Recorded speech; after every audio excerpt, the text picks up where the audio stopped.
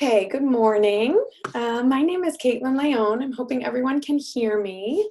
I see people are still joining, so I was just going to wait a few more minutes before we get started.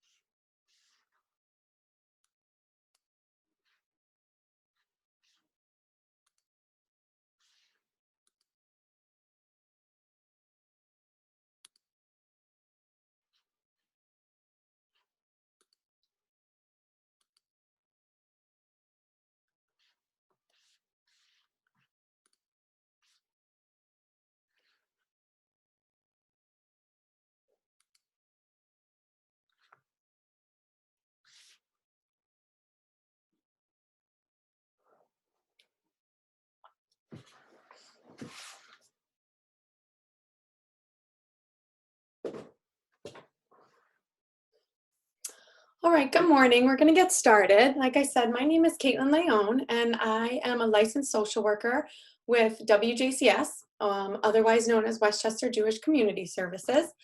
And I wanted to kind of start off out by just thanking everyone for being here today. I know it's a hard time to find extra space and time to fit things in right now.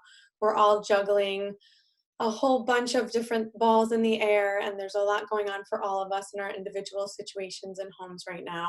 But I do think it's important that we're all here together today, and I wanted to let you know how thankful I am that you took the time out and kind of took this step to make time for yourselves to focus on parenting, but also figure out kind of how to be your best selves and be the best parents, because we're all doing the best we can and working as hard as we can to do that. So like I said, this is the first piece of being here today, and I just wanted to thank you all for being here. Before we get started with our workshop, just a few housekeeping I wanted to mention.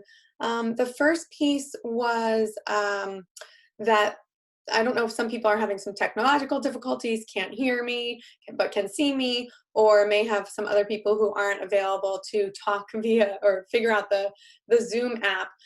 This is the on audio of available, excuse me, via conference call. So if you call 646-558-8656, you can listen just to the audio. Like I said, if your computer or your phone isn't cooperating, or you can see me but you can't hear me, you can absolutely make sure you can call in or invite other participants to call in if the video piece isn't working.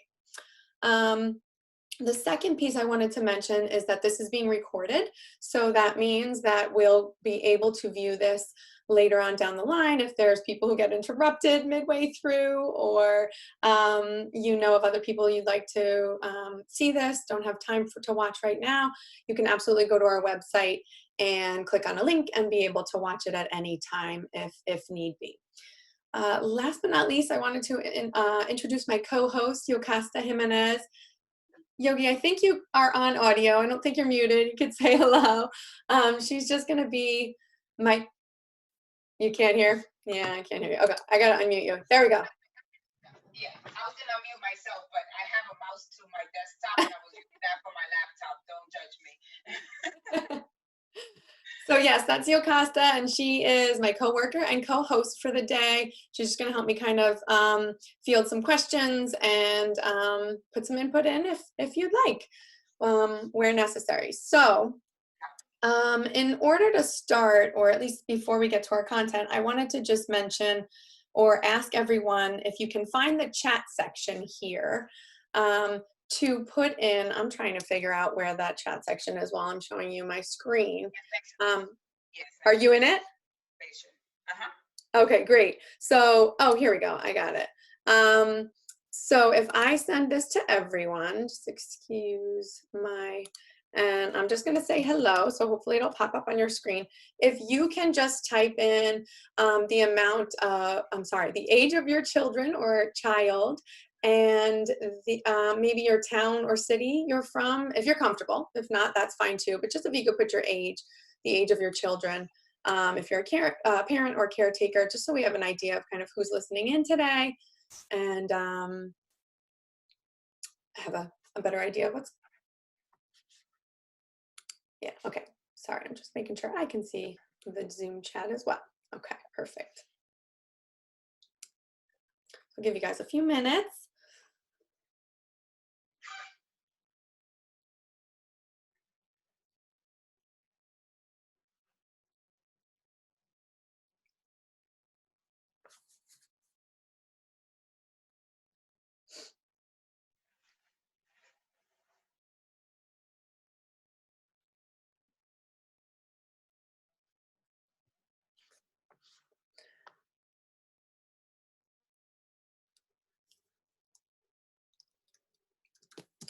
So for anyone who joins us, I'm just going to write, please share age and city or town.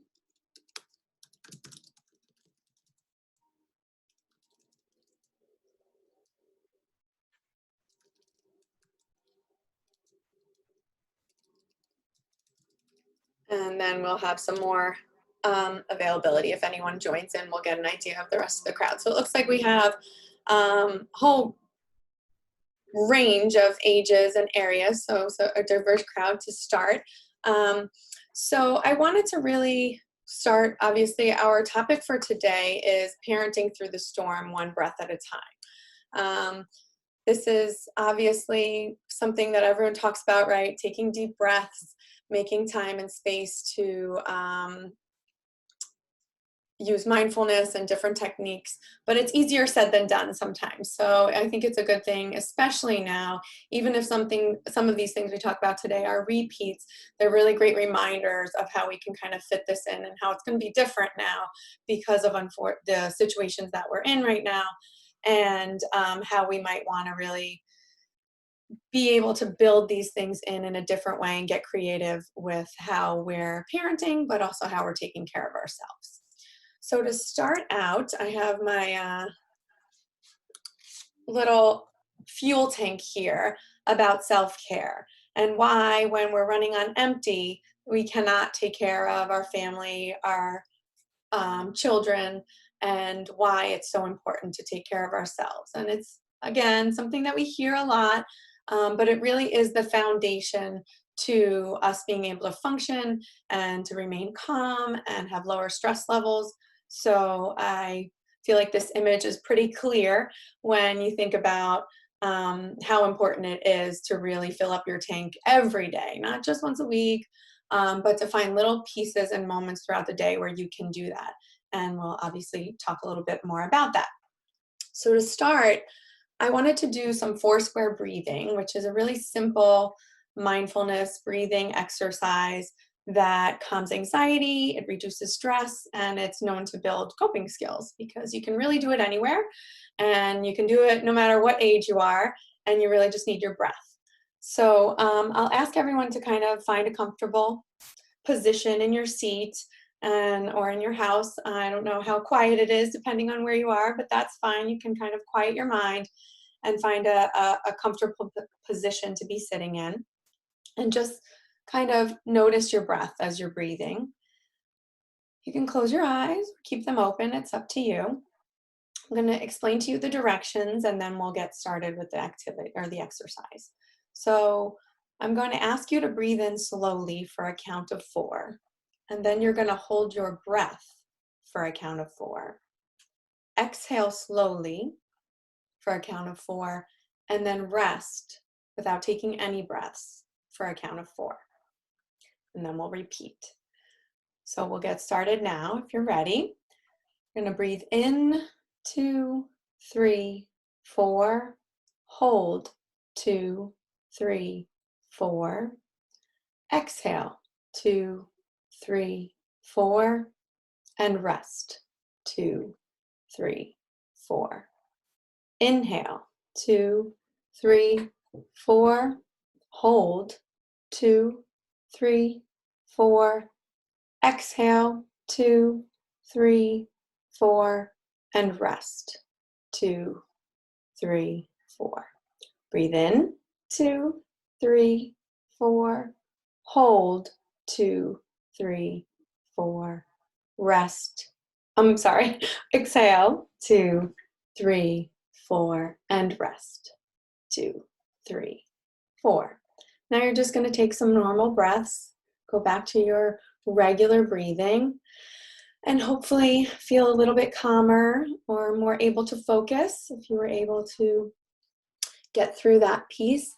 And now we can kind of talk a little bit more about what self-care is and how we can do it while we're stuck home with either on our own, isolated, or with our family, right? So Child Mind Institute is a great resource that I use, and I'm going to share a little bit about it with you later on in the workshop. But for now, they talk a lot about the 5 ways to prioritize your own well-being, which includes self-care. So I wanted to kind of just highlight these, which is the one piece of making time for yourself. And that might be completely separate from mindfulness.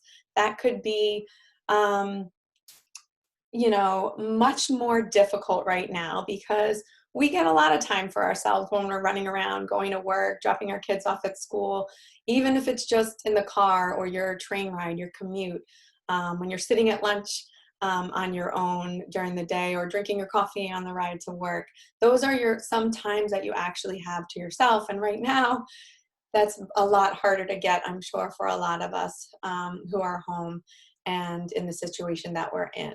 So making time for yourself in new and creative ways, which we will talk about, is absolutely a very important piece to prioritizing your well-being. The other piece is healthy choices, right? I'm sure we're all struggling with it in terms of just getting out and being able to go for a walk, and we all feel very sedentary. So exercise, depending on what that means for you. Some people it's a walk, some people it's, going for a run, and other people it could be yoga. But the eating and the sleeping are your basic needs, right? And moving your body and being able to do that every day in some way, shape, or form is extremely important.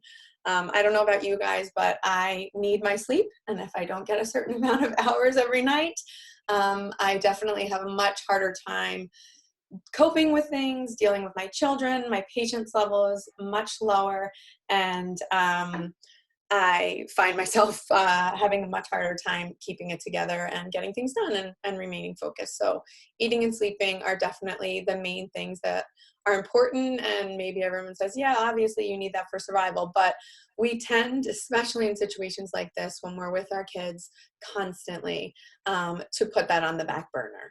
So really being mindful and remembering to do those things every day.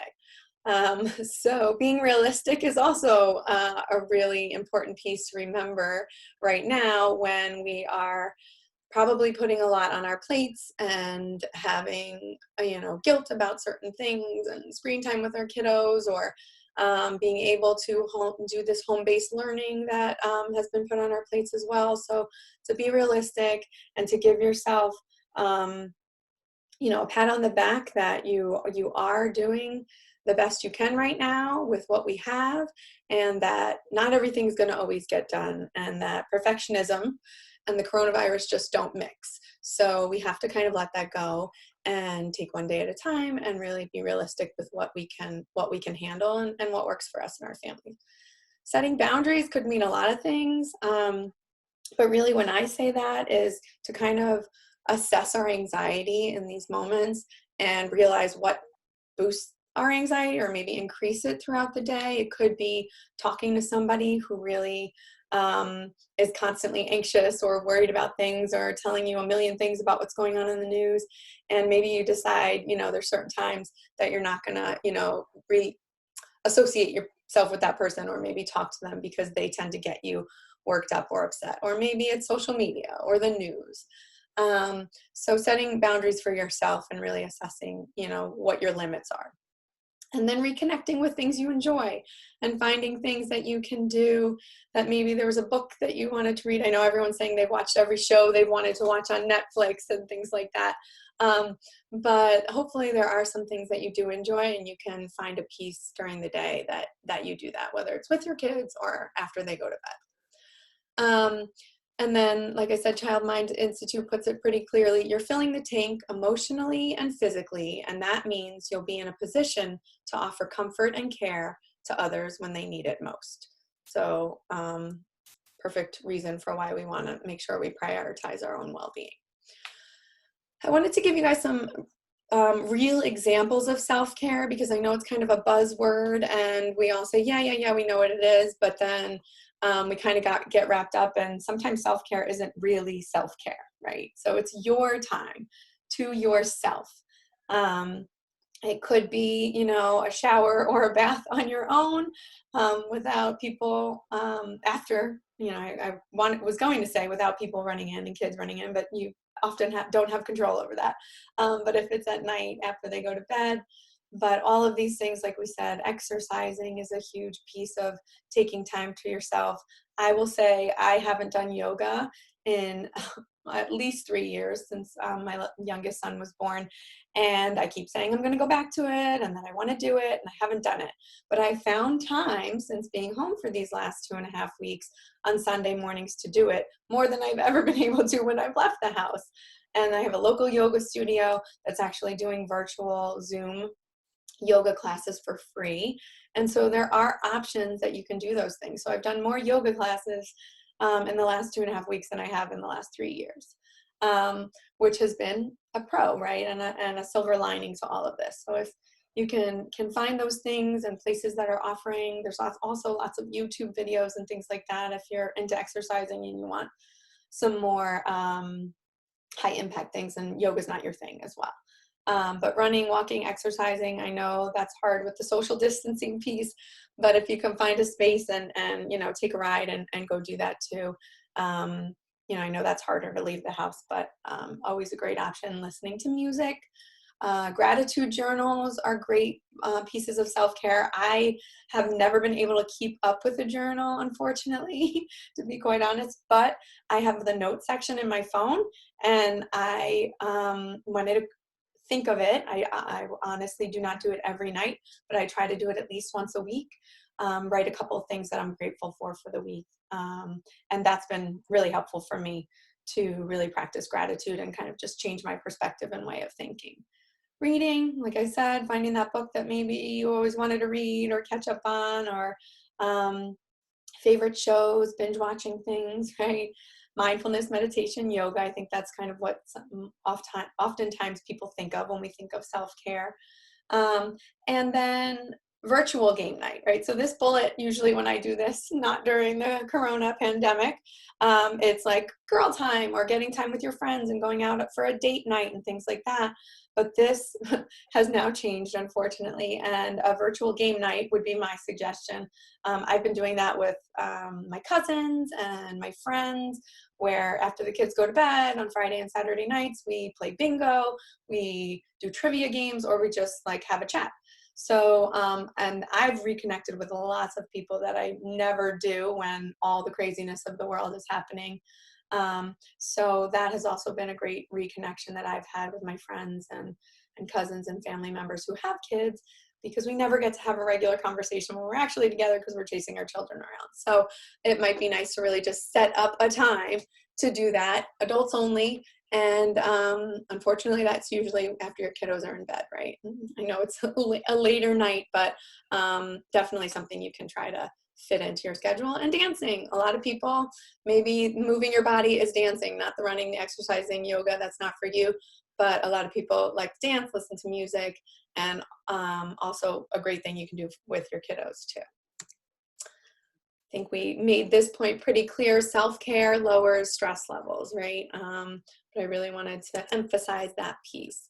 And then when we're talking about self-care and how it reduces anxiety and helps us calm down, sometimes self-care is not the only thing, right? We said that's kind of the foundation in terms of getting our basic needs met and taking care of ourselves so we can take care of our families. But staying calm is a whole nother um, realm, I guess you would say. So the practicing mindfulness and being present can absolutely contribute to that, practicing gratitude. But I also wanted to emphasize staying away from the media at certain times. I've made it a point to separate myself at night, not turn on the news before I go to bed, try to turn off my notifications that keep sending me things for, as I'm just about to go to sleep and put my phone on the charger, or as I'm waking up to turn off my alarm and I'm seeing all these updates about these things that just start heightening my anxiety and my stress levels. So, it'll have to be something that works for you and that you feel comfortable with, but it might even be, detaching from Instagram for certain parts of the day. But definitely before bed, I would say it's really important to try to do that so that you can keep yourself calm and start a day fresh with some good rest. Keeping structure, I say this kind of carefully because I think structure is very hard right now because things kind of feel really out of control. But in order to focus on what we can control, structure is really important for us, but more importantly for kids. Kids thrive on this, right? School is structured in so many different ways for our children. And without that structure, anxiety really can increase for them. So it could be something as simple as just having the same time that you guys have lunch every day. It could be that they actually get up and get dressed before they start their schoolwork, or they get up at the same time every day. They go to sleep at the same time every day. I know for older kids that is different, but keeping the structure and kind of building little pieces of that throughout the day so that they know what to expect can be really helpful. Even if it's, a certain hour or two, depending on the age of your kid, that they're going to get their work done, and then the break time that they'll have, and then maybe when they'll come back and finish whatever else there is that they might need to get done. But it helps them structure themselves and really you guys feel like there's some sort of things that you are controlling throughout the day instead of there just being utter chaos and you feeling like you didn't get anything done and they didn't get anything done. Relying on routines is also one that I say with some caution because right now flexibility is key. Like I said, that you really need to go easy on yourselves and not feel so guilty about certain things that are going on right now, the things that are out of our control, but that routines are really helpful too. But that those routines, some days you might have to just throw them out the window, and that's fine too, and you can give yourself a break on that. And then the piece about modeling calm for your children. All these things that we just talked about is how to stay calm, right? And your kids are going to see that and feel that. And there are so many different ways that we can tell our kids how to do things, right? Like we always say, do as I say, not as I do. But kids are going to do as we do. So they learn more by what we do than what we're saying, right? So if we're telling them, don't worry about what's going on, everybody's fine, we're safe, but then they see you, reacting in more intense and crazy ways or, really in stressful ways, then they're gonna, feel like there is a reason to either freak out or also just not really know how to calm themselves down if they don't see you doing it. So my example is my child. This had nothing to do with the situation we're in now, but for a long time I felt like I needed to help my 3-year-old. He's now almost 7, but when he was 3, I was really trying to help him figure out ways to cope and do belly breathing and counting to 10 when he was angry and having these tantrums. But he, no matter what I said to try and maybe it'll help you calm down, he just didn't want to hear it and he would fight me 100%. And so after trying this for weeks and weeks on end, I thought, okay, like I'm just going to throw my hands up. It's not happening. He's not going to be a kid that's going to self-regulate himself or be able to do those kinds of things. And, in these moments, I get very stressed out, and he sees me in different ways, and I've modeled that calm for him. And honestly, I don't think I even realized I was doing it, but I would step away when I would get upset and go into my room. I had noticed he was coming in and saying, "Mom, what are you doing?" And I would say, I need some space. I'm taking some time for myself. Can you leave me alone for a few minutes?" Or I would say, one time I think I just turned around and I was breathing, and he came over. He's like, "What are you doing, Mom?" I said, "I'm taking some time to breathe right now. I just need to take some deep breaths." And I was doing that because it was helping me, not because I thought I was role modeling it for him. But then one night he was upset because he wanted to read certain books that either we didn't have, or he was, throwing his usual 3-year-old tantrum. And so I left him in his room to have his space. And I walked to deal with my younger son. And when I came back, he was gone. And I thought, like, well, where did he go? So I had to go find him. And he was hiding in my closet in my bedroom. And I said, "What are you doing in there, bud?" He goes, "I'm taking my space. I need a minute." And I said, "Okay." And I walked away. And it was just like that light bulb moment that I thought, oh, so all of these things that I've been doing, he's been seeing. And no matter how many times I told him to do the belly breathing and count to 10 and maybe it'll help you calm down, that what he saw me do is what he, in the end ended up doing. And like I said, this was when he was 3. This was 3 or 4 years ago.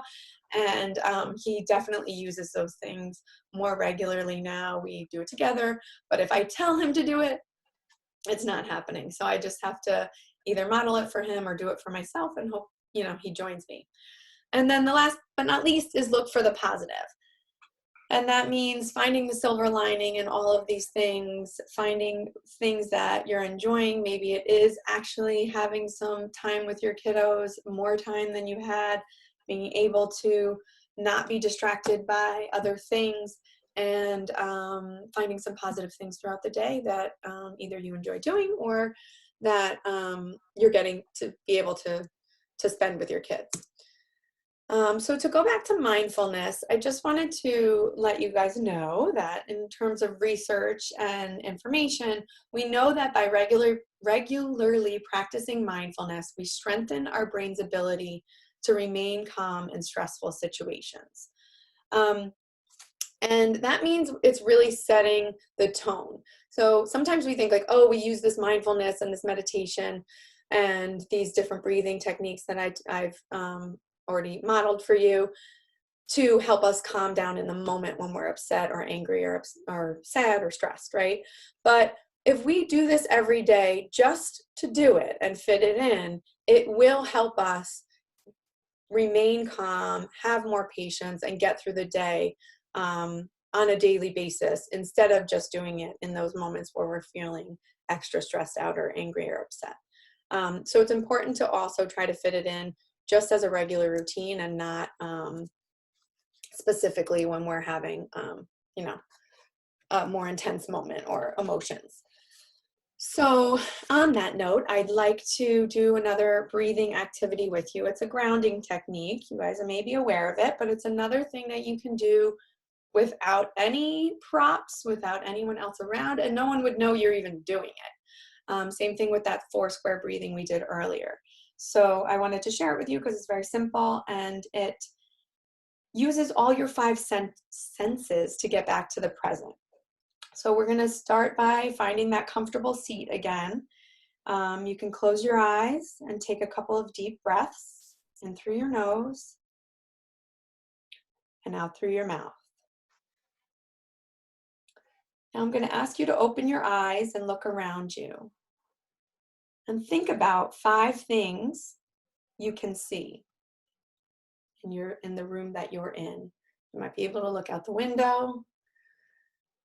Just notice 5 things that you can see right now.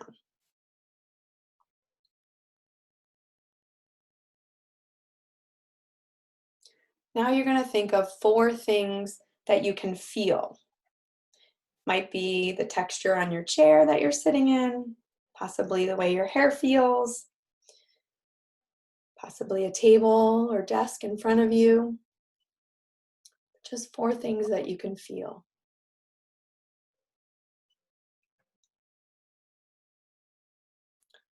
Then you're going to think of 3 things that you can hear. Might be your children in the next room, could be a noise outside, traffic, birds.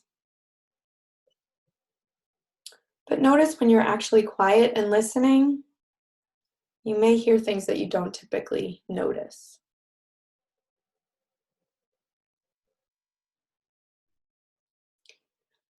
And now you're going to think of two things you can smell. Hopefully, they're good things. Could be the detergent on your clothing, maybe something cooking, smell of your hair. And lastly, you're going to think about one thing you can taste. Possibly a cup of coffee you had this morning, might still taste in your mouth. Gum, toothpaste, anything that you can notice that you taste. And then just take another deep breath. And that's the end. So again, like I said, that's another really simple grounding exercise you can do in any moment. You can teach your children how to do that. And again, and you don't need any type of guided meditation or app or anything to do that. You just need your five senses, your breath, and you can do it in a room with lots of people or on your own, in the shower, when you wake up in the morning, before you go to sleep at night. It's just really a good way, a quick 5-minute activity you can do on your own. So I wanted to give you guys some examples of mindfulness because, like we said, sometimes we think of it as meditation and yoga and things that maybe don't work for everyone, but that these are things that you can build into a day, and not even, it might be things you already do and you don't even realize you're being mindful, right? So the first one is all the things that we do throughout the day: eating, walking, hugging, and breathing. When we eat, just to eat, meaning not being on your phone, scrolling through emails, responding to texts, being on Instagram or Facebook, but really focusing on our eating. Sometimes we could even just be in a conversation with somebody and look down and realize we've finished our whole plate, right? But if you want to really focus on your eating and be mindful in those moments, you can absolutely use that as a really simple way. When you're walking, if you do have the ability to go out for a walk, you can go with your children or on your own to take a listening walk where you just kind of listen to everything around and don't talk, and everybody just uses their ears to listen in and be really mindful of things that they hear and that they notice. When hugging, just hug. I know that might sound silly, but hugs really do reset your brain chemistry, and physical touch is really important. Absolutely for kids, but also for us as adults. And sometimes I know kids don't want it, or more often than not, kids don't want those hugs. But even if, when you're hugging, you're just there for the hug, and it's not, in a way to calm somebody down or for other reasons, but to really just focus on that because it feels good and it strengthens your ability to focus. And like I said, really resets that brain chemistry to have that physical touch with someone. Spending some time each day with our children, single tasking. This is a huge challenge for me. So I know that it's not always an easy thing, but when we're saying single tasking, we mean not running into the kitchen to check on the food that's cooking or changing the laundry or responding to a text. If you're single tasking for 20 minutes with your kiddo, it's just doing that one thing with them, that one activity, or sitting and reading a book with them, or whatever it is that you guys decide that you're going to do. And you might even have your phone in the other room, the TV's off, and you're just doing that one thing together. That is a great example of just a easy mindful activity. I'm saying easy meaning it's simple, but I know it's not easy to do, and I admittedly have a very hard time with that one. Disconnect from technology. You can set a reminder on your phone. I know there's a whole bunch of reminders and different ways you can disable things to just take time to not be on your phone, or any kind of screens for that matter. And that could be just if you decide that during mealtime, if you do eat dinner together as a family, or maybe you don't, maybe now you're doing lunch together as a family or breakfast, but that there's a certain time of the day where you're disconnecting from technology and focusing on doing other things, and not distracted. So observing and naming big emotions is a big piece of being mindful. And I've noticed that I do that with my kids, because I'll say, okay, mommy's going to lose it. I'm losing my patience. And it's kind of like a warning to them. And they do it too. I mean, I heard my older son say it to my younger one the other day. He said, okay, I'm losing my patience. I'm going to lose it, Andre. So they will see it. And even if you can say what you're feeling in the moment, like, I'm really getting frustrated right now, this is really upsetting me that you're doing this, or I'm really feeling, you can tell your kids you're feeling anxious or worried, but to talk about it instead of having it come out or trying to hide it when your kids know it and they feel it. And then when they're feeling that way, they'll share it with you if you're doing that, right? And like I always say to the younger kiddos, you know, when you name it big emotions, you can tame them. If you don't know what to call them or what they look like or feel like, then it's really hard to get them under control. Reflecting on a pleasant moment throughout the day and sharing it with each other. So that's a way, like the gratitude journal, you're hardwiring happiness, meaning you're finding things through all of this chaos that are going well or are good. And I'll share one example with you guys that even before this all started, with my family at dinner time, usually when we're not together all day and we want to hear about each other's day, instead of just saying, how was everyone's day, we go through roses and thorns. So everyone names a rose throughout the day that they had and a thorn. The rose would be something good, right? Or a favorite activity, or maybe something that happened or something that someone did for you today that you enjoyed or were thankful for. And then the thorn would be something that, you know, didn't go so well or was upsetting to you throughout the day. And that's always a great piece. Sometimes they don't want to play roses and thorns and they're fine with just going around the room and saying what we're thankful for today, or what our favorite part of the day is. But that's a great way to kind of find pleasant moments and really reflect on your day. That's some of the good things that went on when maybe you're not feeling like that. Certain days are harder than others, right? And then showing ourselves care, which is when we talked about the self-care. If we're having a hard time, our children can see us as parents being kind to ourselves. We want to role model this for our kids, because the reason why we're feeding them and we're now, doing the educational piece at home and we're making sure they're clothed and taking care of them every day is because we want them to do that for themselves when they get older. But if they see us not doing that for ourselves, they're going to learn, right, from that same piece. And so we really want to make sure we take that space and show them how we do it so that they can learn from it and do it too. Another, piece of, easier said than done, but when they see us taking care of ourselves, even my son doesn't always see me take care of myself. Neither of them do, because I do it when they go to sleep. But, I talk about it like, oh, I had a Zoom chat with my friends last night and I was able, my son's always like, you do that after we go to sleep? I said, yeah, because that's time that mommy needs adult time. And it's something that I do for myself, just like you have time with your friends.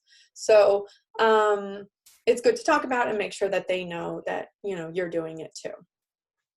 And then visual imagery.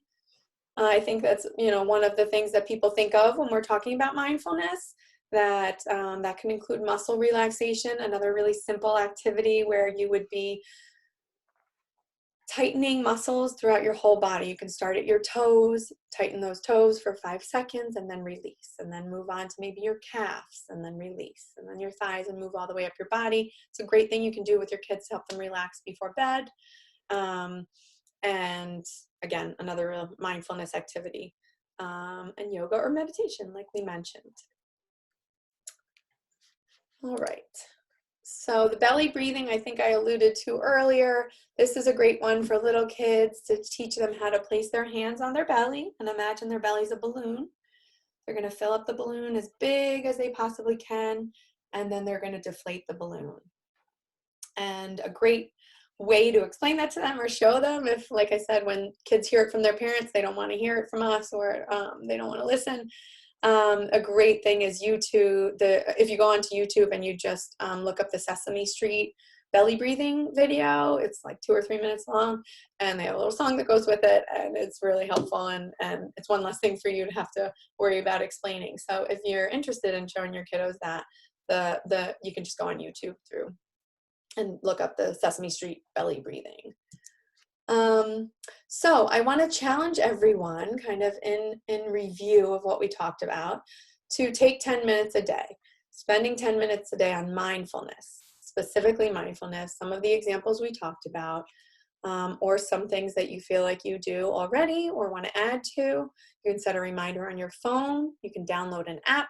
I have in the car, but I know a lot of people aren't spending time in the car right now, but that's a lot of, usually my 10 minutes a day of mindfulness is in the car. So I've been, trying to find space to do that more since I'm not in the car every day now. Before bed, and mindfulness can absolutely be something you do with your kids in the moment. Self-care is something you're going to do on your own, and that might be different from the mindfulness piece, or they can be together, just as long as the self-care is something you're doing for yourself on your own. Then I have my little comic strip here with a parent saying to the child, "You're making it very hard for me to be the parent I imagined I'd be." And I put this in here because I just really wanted to emphasize that there are no perfect parents, and the mistakes are chances to learn, and we need to really give ourselves some credit for all the things that we're doing. I know that we all probably, I'm pretty sure we all saw ourselves as different parents before we had kids, or we saw parents and we said, I'm not going to do that, or that's not going to be me. And then you find yourself in these situations and you get, down on yourself. But to give yourselves, some credit for all the great things you are doing.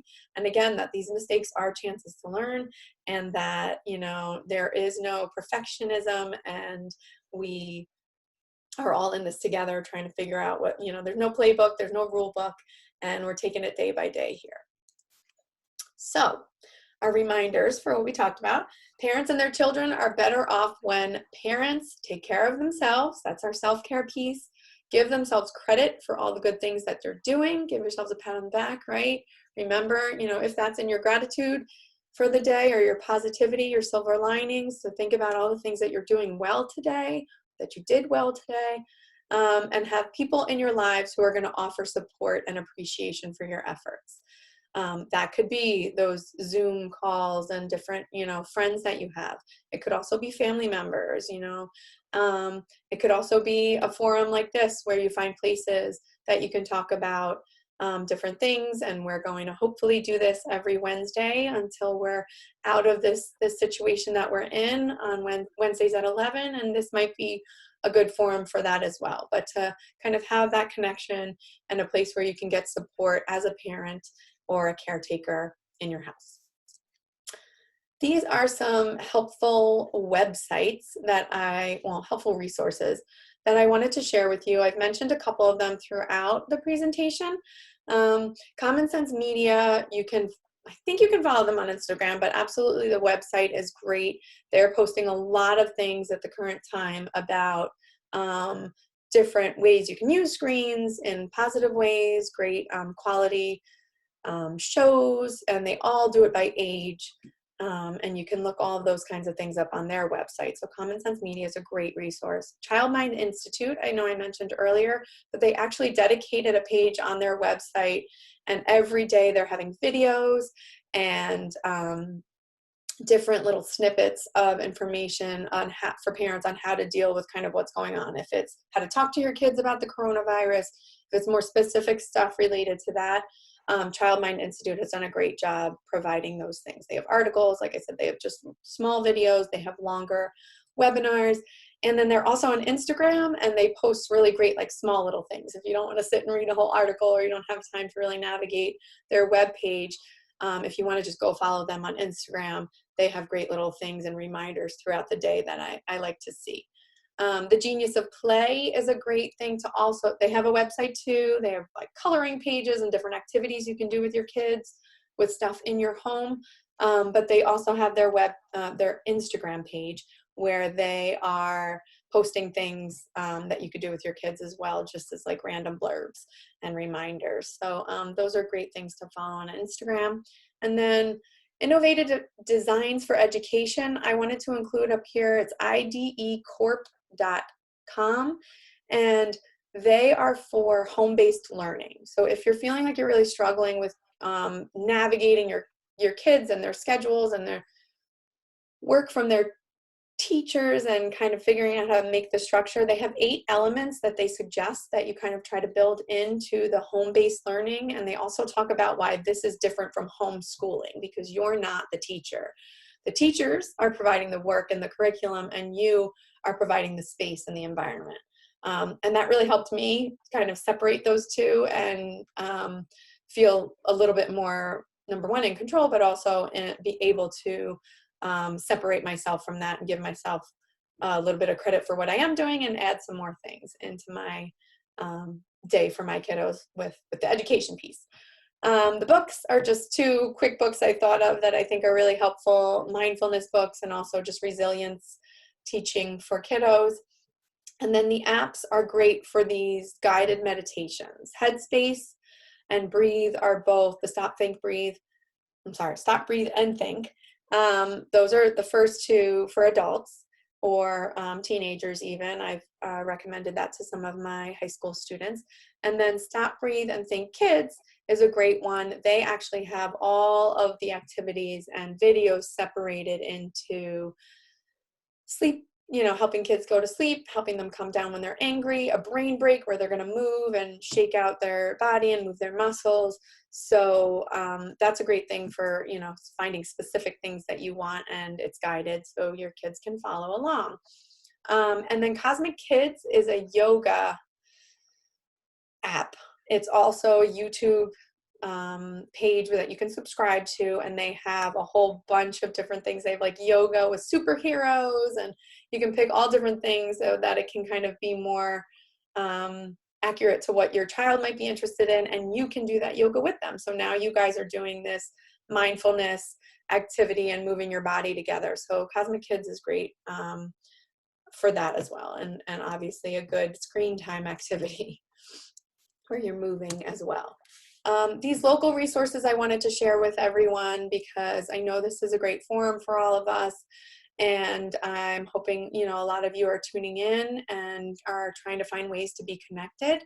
So 211 is your main hub if you have any questions about anything, all of Westchester, and that you literally dial 211 and can get into all of that information, and they can redirect you to these other 3 resources that I put on here, but I wanted you guys to have the direct numbers in case. So, if you want to screenshot the page, I can also go back to the other app page so that you can screenshot that as well if you need it for yourself, for family, for friends, people you're worried about. 211 can give you all different kinds of information, food distribution, a whole bunch of things. But the mental health piece I wanted to really focus on with omh.ny.gov. You can go on their website and they have a whole bunch of things that you can refer to regarding this situation that we're in right now.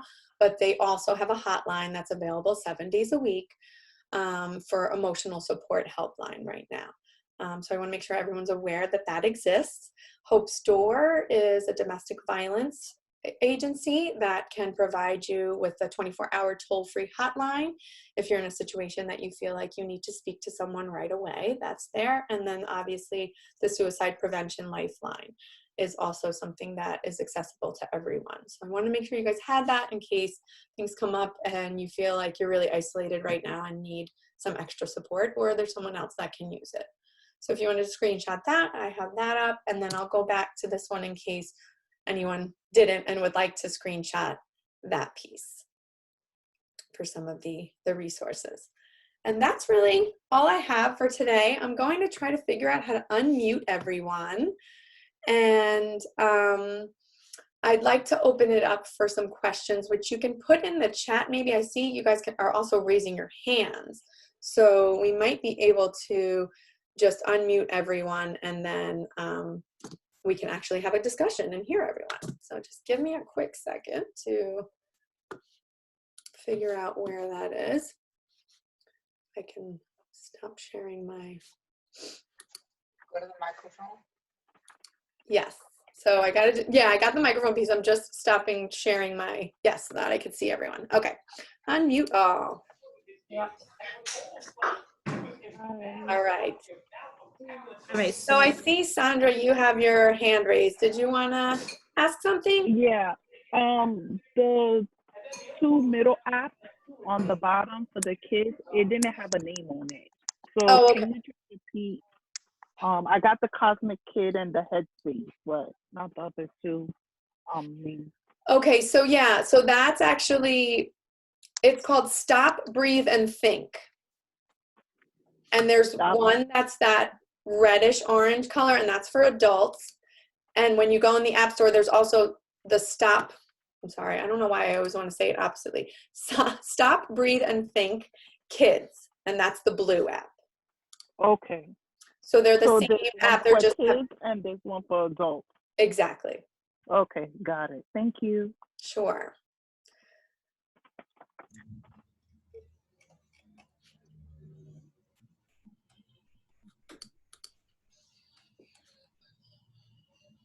All right, so I'll ask if anyone has any other questions or concerns, or even just to add to maybe some stuff that you do that's helpful in terms of self-care or practicing mindfulness that you might want to share with others that they could do as well. I'm going to mute everyone and then you raise your hand and I'll unmute you if that makes sense.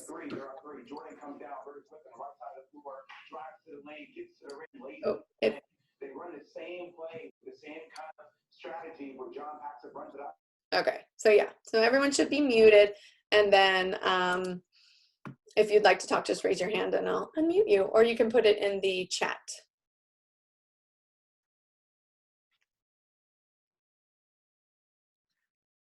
And if you don't know how to raise your hand, it should be kind of on the bottom of your screen. I think Sandra has a question. Oh, yeah, sorry, Sandra. Go ahead. I unmuted you, but it's not. Hold on one second. I'll mute myself. Okay, can you There hear we me go. now? Yes. Yeah. Also, the wherever you guys are in Westchester, your local library also is a good resource. I know for my daughter, she has yoga at 2 o'clock, and I'm like, can't wait, because I'm like, oh, at least I have a little break, and she'll be focused on that. Because it's hard for them doing everything on the iPad and all that, but the library is a good resource. Also, I think they have Zumba and meditation as well on the public library. Yeah, that is a great resource. Thank you. And some of the public libraries are actually doing their story hours on Facebook. So I don't know if, you know, everyone has access to their local public library, or, but on Facebook they're doing, you know, the librarians are actually doing it from their homes and doing some story hours, which my son actually watched last week. So that could be helpful too as an added resource. Absolutely.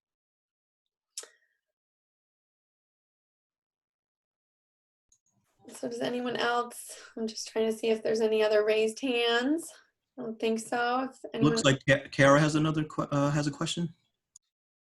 I'm sorry, maybe I don't see everyone on my view. I'll go ahead and unmute her if that's okay. Thank you. For some reason I can't, maybe if I go in the full screen. Yeah, I still can't see everyone. The omh.ny.gov, you said that that's 7 days a week. Is it 24 hours? No, I think I'm just gonna go back to my slide. I think it was like 8 a.m. I know it's hard to see because it's so small, but it is 8 a.m. to 10 p.m. So you can find that again if you go to the omh.ny, but it's not 24 hours, but it's most of the day. Thank you.